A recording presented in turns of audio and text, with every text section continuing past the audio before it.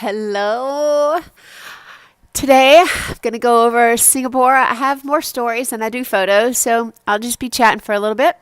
Got my hat on because I have been training this morning at the swimming pool to be a guide on Mount Kilimanjaro in this coming spring. What, you thought these were just stories of the past? I'm still at it. All right, so we'll get on to Singapore.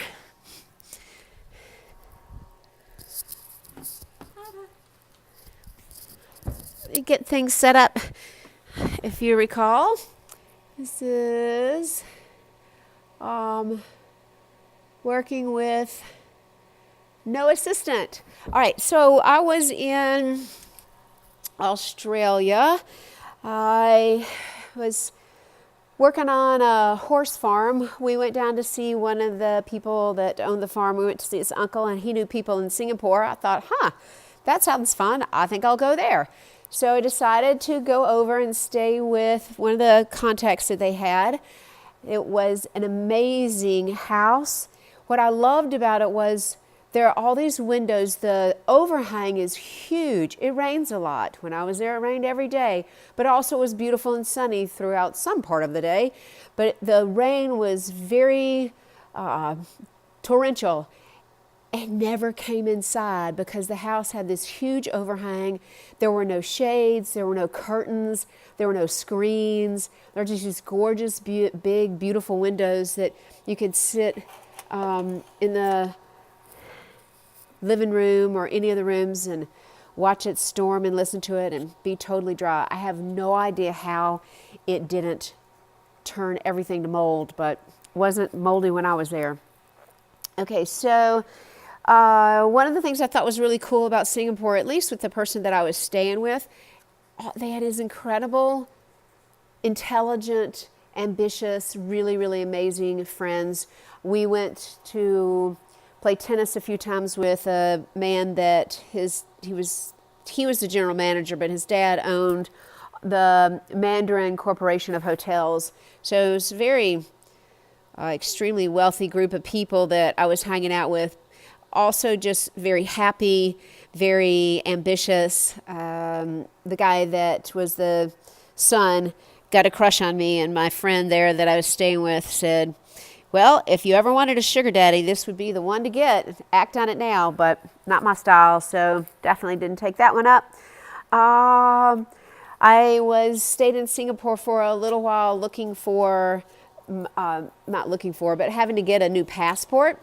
So one of my passports is actually issued from Singapore, which was kind of fun. It took a little while to make that happen, but I got that done. And went to this Buddhist workshop when I was there for a few days.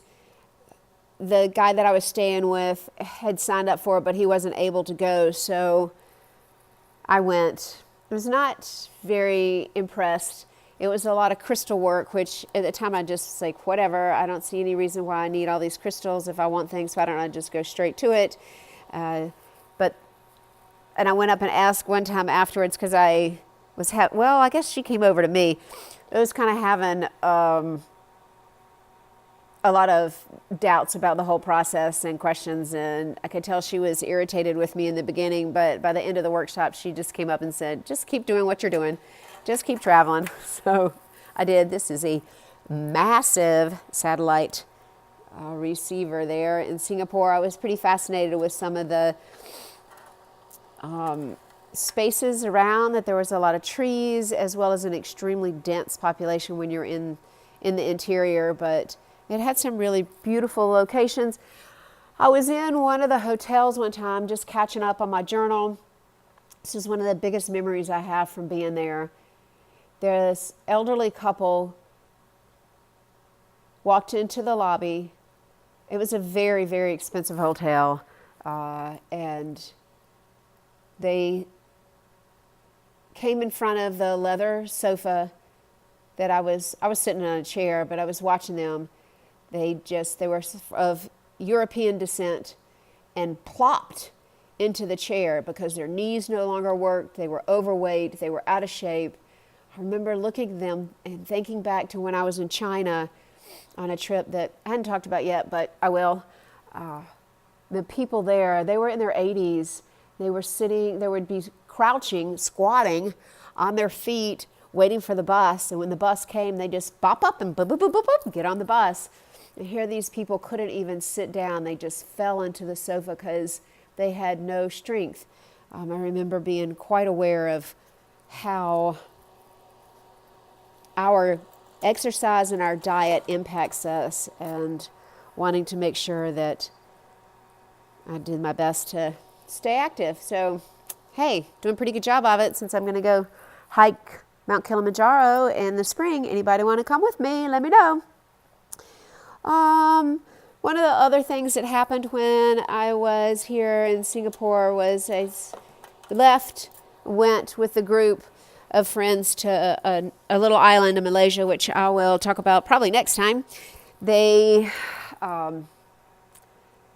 were wonderful.